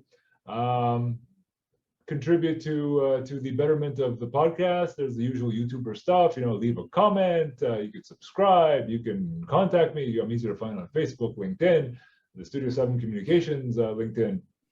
Take your pick, and by all means, give us a shout if you're so inclined, on how to make us better, if you want to even be a guest, I'm open to that, and so on and so forth. So with that, thank you once again, Richard. This was a most fascinating trip with you, and indeed, I'll be watching back with open eyes to see what little nuggets I can get each time. This has been jam-packed and very very engrossing. So thank you. Hey, George, thank you for just inviting me, because that has led me to believe that maybe I have something to contribute. Oh, absolutely. I don't think 2 hours of podcasting will refute that. Plus, I think, but whatever. Yeah. Well, this has made your challenge, dude, because you've got to figure out how to go from 2 hours down to the probably 20 seconds of value that I was able to contribute. Now you're being too modest. Now you're being your ego's getting to you, but from the other direction, thinking that it was inconsequential when it wasn't. So. Well, no, but that's also an ego, right? Yeah. There's a positive ego. That's reverse ego, but I took a course on this. I took a course on this with Anita, so I got that part covered. I got that. I'm aware of both parts. So great. All right, that's it for now. So thank you everyone for watching, and we'll see you next time. All right, take care.